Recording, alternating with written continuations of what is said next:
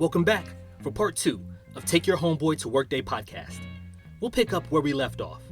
But before you go, we need your help to spread our message. So please subscribe, like, and rate 5 stars wherever you get your podcast and on LinkedIn at Take Your Homeboy to Work Day podcast. Thank you. Enjoy. I want to flip things a little bit on its head, and we've talked a lot about the role and what you've done, but I want you to think abstract with this next question. And so, if you had a painter who wanted to commemorate your career as a painting or drawing, what would you tell that painter to draw? Man, you really going abstract on me, huh? So, I would actually have the artist create an out of body experience, right? Hmm. Where um, I am not in my body, but I am out of body, and I am observing and doing and feeling what the customer would feel. I want the artist to portray me walking in the shoes of Yeah. the customer, right? Uh-huh. Additionally, I would have the artist create a visual such of that walk, such that I could share with everyone in the company, right? So they could understand how their actions and their decisions impact that customer's walk. So it's kind of this out of body experience where I'm walking in the shoes of the customer, and I'm seeing their whole journey from their perspective, and I'm able to take that portrait and share it with the organization so they could see, how they interact with that customer. Wow, yeah, that is awesome and very descriptive. I would love to describe my career like that, especially as a salesperson. And let's. I used to sell spirits and wine, and part Hmm. of that was selling in display pieces that go along with the product, so you can build an end cap. And I always wanted to work with the marketing team and say, "Hey, this is how a liquor store is built. Your display won't fit in there. Come spend like a day, walk in the shoes of the customers Right, who need." right. Yeah. And so I love the way you just described that, because I would have loved to, when I was selling spirits and wine, I would have loved to take in the marketing team, the legal team, the finance team, and put them in the shoes of a liquor store owner and say, "Hey, this is what they experience every day. Now, how can we do our job to support them so that they want to buy more?" So I love that description you just gave. So thank you so much. This next question, I guess we've talked a lot about the good, and I kind of want to switch things up for the next couple of questions, because there are lessons that can be learned throughout a career. So I guess as you look back over your career, what was something that you didn't anticipate? It was a little bit unpredictable. It may have thrown you off your game for a little while, but you were still able to recover. But it was a lesson learned. Can you share a professional experience that caused you stress or frustration? And I guess, how did you overcome it? Yeah, so here's what I would say. I've had several things like this, right? Several experiences, as a young, executive or leader going through corporate America. I was one of the first many blacks to do it, right? And didn't have a lot of folks that I could look up to say, hey, they did this or they did that. Mhm. Um, and so, one example that I would share with you is just, your interactions with your boss, right?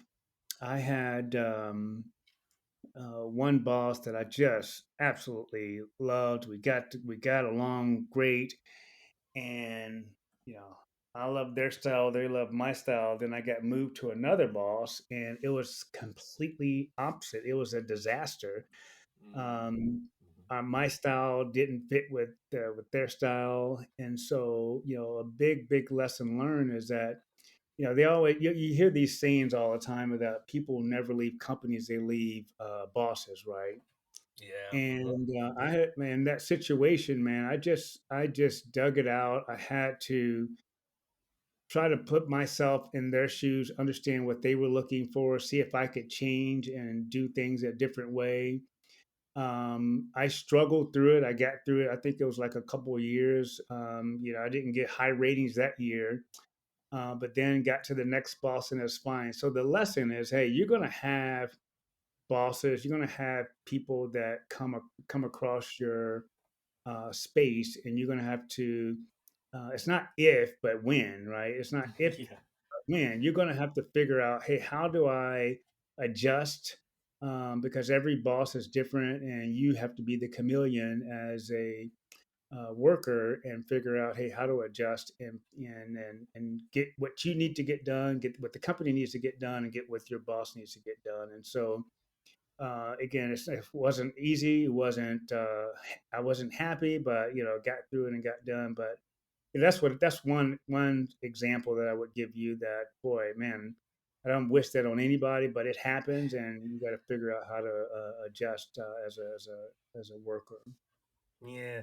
Could I pick your brain about that scenario? Because, like you said, it's not a matter of if, it's when. It's happened to me where I've had bosses change and the culture on the team changes, the relationship with my boss changes. And, it was tough to navigate. So, and also in a way, you have to learn how to protect yourself from that boss. So, when you got that boss where y'all didn't have that chemistry, how did you protect yourself? How did you still, if they weren't positively looking at the work you were producing, maybe even looking at it negatively, that could maybe, like you said, it could affect your ratings. So how did you protect yourself during that time where and I guess protect yourself, protect your own mental state to knowing that you were still a quality worker and protect yourself with the company to not risk losing your job? How did you protect yourself when it comes to these types of bosses or these types of relationships? Well, first and foremost, right? For me, I talked to you about my family, right? And so, I had solace and safety and comfort at home, and I would make sure that talk to my wife about it. And, she was very supportive, right? So that's one thing. You got to have some support somewhere outside of that interaction, right? Mhm. Secondly, again, while I was not a salesperson, excuse me, while I was not a another leader in the company, I had another gentleman that I worked with inside the company that I could talk to. So just finding some support, right, whether it's inside or outside the company to kind of help you get through that is one thing to do. Secondly, um, uh, I always talk about relationships are based off of love, trust, and communication, right? And Mhm. so in this example, there was no love, right?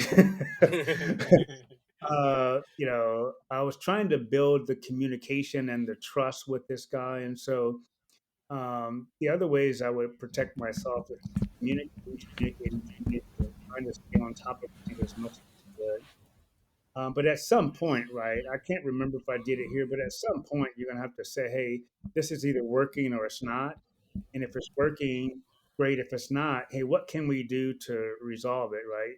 At some point, you're going to have, if it's not something that's going to be uh, able to be fixed right away, you're going to have to approach it and come up with solutions to say, hey, how do I help myself, to your point, protect myself and either get another role or get another role inside or outside the company. That's how you have to protect yourself. And so, you know, you know, I had a family, right? So I had to make some choices different than I would if I didn't have a family.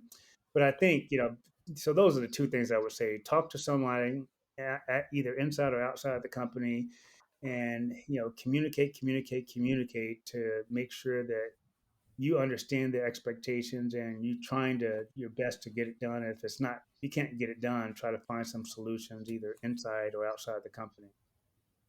Awesome, awesome. Th- Thank you so much for that advice. I appreciate it. I know at some point down the line, my audience is going to appreciate it. So thank you so much for sharing how to protect yourself. Have a support system at home. Have a mentor or somebody supportive within the company as well. So thank you so much. Now, as we as a society, so when I say we, I'm talking about Earth, our community, society, as we are kind of sort of coming out of this pandemic, and we're starting to see technological advances happen at a faster rate. How do you see the CX role evolving because of the pandemic and because of technology? That's a great question. See, at the core, I think the essence of marketing customer experience is going to be the same, right? It's about understanding needs. It's about using, these tactics to drive kind of awareness, consideration, purchase, and overall experience, right? I Mhm. think what will change is the way that we obtain feedback from customers. There will be newer ways to capture that feedback. It'll be easier for customers to automatically give real time feedback on their experiences with a brand. And then the marketing and customer experience leaders will have to take that feedback and act faster on solving kind of customer needs. So I think the technology will change in how we capture that feedback, and leaders will have to use it to adjust and make sure that the needs are addressed in a more real time perspective. Because I've been in situations where we've gotten feedback and it's been months late, Yeah. and it's tough to make, and you can still make changes, but it's tough to impact something when the data that you're getting is months late, right? Uh, Hmm. I think technology is going to change in such a way that allows us to capture that feedback sooner, and allow us to modify, update our processes to react and drive change faster to meet the customer needs. Gotcha. And you know what? While we're on this topic of the future and evolution, what sources do you read or follow to stay updated on innovation in your career? It's a good question. So I recently um, got certified as a customer experience professional. So it's called the Certified Customer Experience Professional Certification. And, it's a foundation that's created by this organization called the Customer Experience Professionals Association. And that organization puts a framework together around what customer experience is, what it should and shouldn't be, and so I use that organization to kind of help me stay abreast. I also attend networking meetings with folks from that organization, just again just to stay abreast on what things they're going through and what things I'm going through and how we can all help each other. So no matter what we're sort of doing, I always ask them to stay abreast by either functional or industry kind of organizations that you have at your fingertips. Gosh, thank you, thank you, thank you. And it's great to see continuous learning be a part of your career. Also, that's the only way for success. So, thank you for sharing that. Yeah. And this next question, I hope there's an experience you can share. I love to have a little fun with people in their careers. But what has been the most shocking experience that you've had? That could be with customers, with your team, with whomever. What's been the most unpredictable thing that has happened while working? So, we're all humans, right? Perception Mhm. and people's perspective of us can be lost or won by how you show up, right? So, I was helping a colleague of mine interview a candidate. And this candidate passed all first impressions. They had a phenomenal resume. They passed the phone screen. We were very, very excited to meet her. It was my turn to go in and do the interview. So I walked in the interview room, greeted the person, and I, I hate to say this, but the person had like a front tooth missing, right? Uh-huh. So unfortunately, while she answered the questions great, I just couldn't get past. the tooth, Right. right? And I was thinking to myself, could I put her in front of our CEO? Could I put her in front of a customer, right? Mhm. And unfortunately, the answer, was no. There's no written rules about how you show up, right? What your appearance is and all that. So there's nothing written about that. But having someone that you love and trust to give you some feedback on that stuff is really helpful. Unfortunately, she did not get the role, but Mhm. I would say that it was funny, but it wasn't funny, right? Yeah. Because it was one of those situations, man, that again looked great on paper, but unfortunately, in business, right? Again, there's so many unwritten rules. That was one where, I mean, you got to be able to show up and show up well, and that was not a way to do that. Right. Yeah. I mean, as you mentioned, we're all humans, and we all, one of the things about humans, we have small attention spans, and if there's like any type of distraction with the message you're trying to communicate, then you lose that message. And so, Yeah, if for you, if you're looking at her and saying, "Hey, this is going to be too much of a distraction," where when she's communicating, whether it's an internal customer like your boss or an external one, they're not going to hear her message because they're going to be too distracted by that. So, I totally understand what you mean. yeah, yeah. Yeah. Cool, cool. Let's see. And uh, with every career or industry, it has its own lingo, its own acronyms. So, as you look over your career, what has been your favorite term within CXO in the world that you've worked in? What's been your favorite term or acronym professionally? Well, I got two. Okay. So one is CX. CX. It's this letter C and the letter X, right? Hmm. And it stands for customer experience. Now, customer experience is a C and an E, but they say CX because as you say the word experience, right? It sounds like it comes with the X, right? But the Hmm. second one, man, is anybody that's in business, right? Has got to know this term, and it's called EBITDA. Have you heard of that? Ah, earnings before interest, taxes, and depreciation, appreciation, Depreciation and depreciation. amortization. Ah, thank you. Okay, EBITDA, yes. Yeah, right. So Okay, when I talk to people about that, I say, "What is that? Is that a what is that?" Right? And so these are the earnings that a company makes from from the operations of its business, right? Hmm. So as a business leader, you're going to play any person in a company is going to be in some line item on the financials, right? Whether you are in sales and you're driving revenue, or you in manufacturing, you're helping make the product, or you are in marketing and you're in overhead. You're somewhere in that number, right? And so as a business leader, you're trying to optimize that earnings before interest, taxes, depreciation, and amortization. So those are two terms. One is CX, and one is just general business that is interesting. Very cool. Yeah, that I recently have gotten deep into financial literacy and understanding the stock market and how I could benefit from it. And I know EBITDA is one of the most popular terms within the financial world as far as evaluating a company's performance. So, thank you for bringing that in. And maybe I want to start having like a term of the episode also. So, Yeah, you're starting to peak. My brain is starting to turn as you said that. But thank you for sharing that.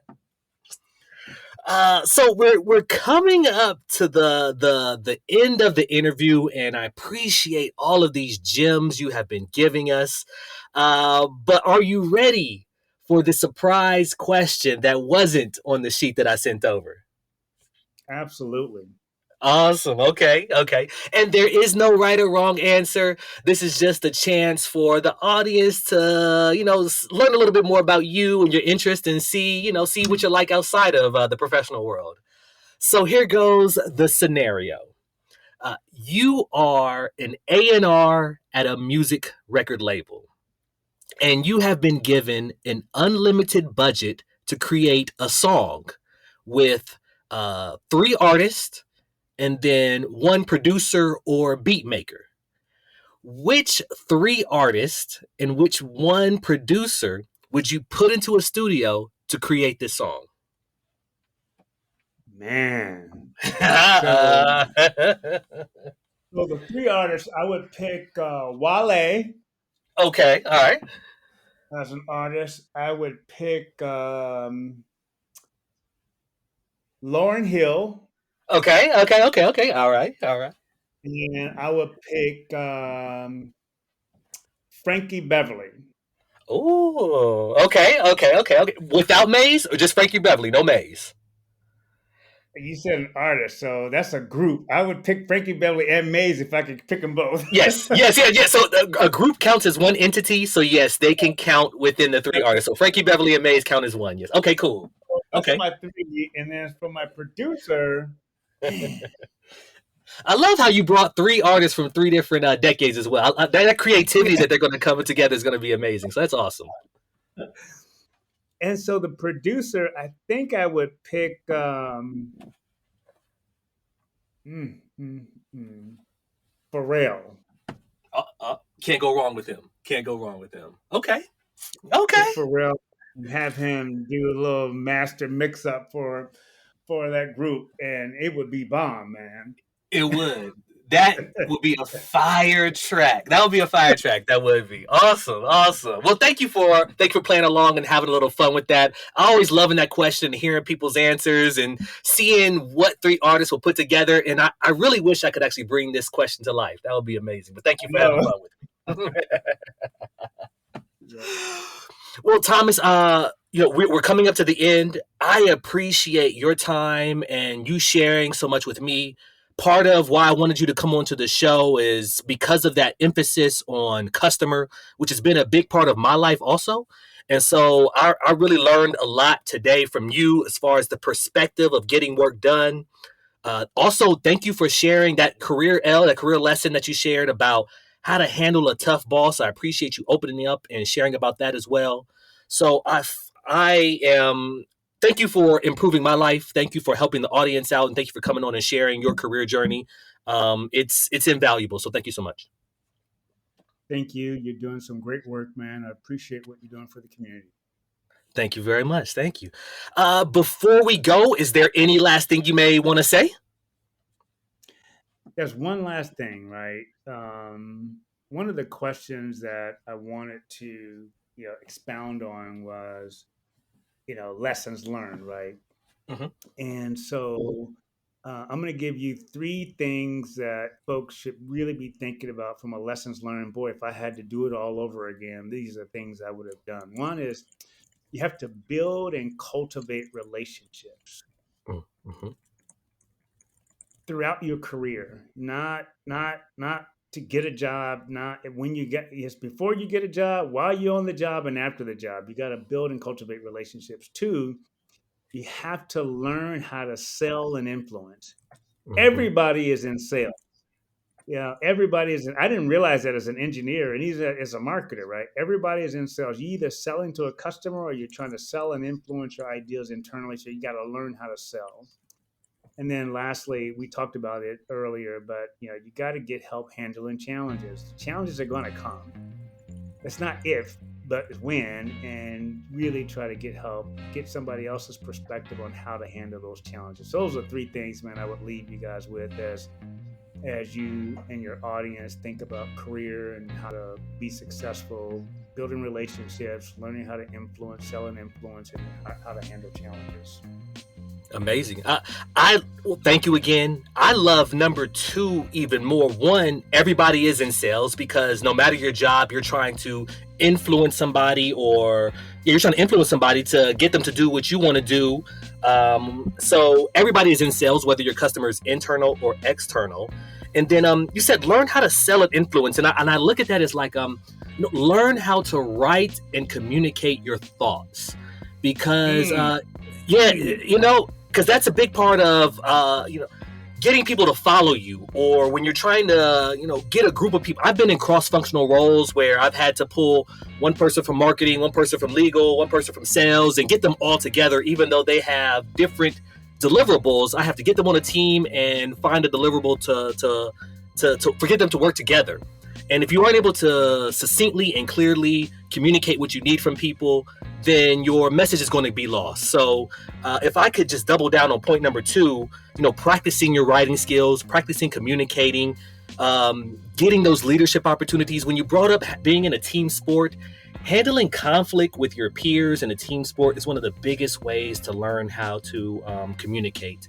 I think anytime I've been in conflict with a peer, whether it's on team or in my fraternity in college, it was those times when I really learned how to navigate conflict, because this is my peer. This is somebody that I can just ignore and walk away from. I'm going to have to interact with them daily moving forward. Let me find a positive way to build this relationship and get my point across. So learning how to write and talk is critical to success. So thank you again for those lessons. All right, man. Appreciate you. Hey, before you go, we need your help to spread our message. So please subscribe, like, and rate 5 stars wherever you get your podcast, and on LinkedIn at Take Your Homeboy to Work Day Podcast. Thank you.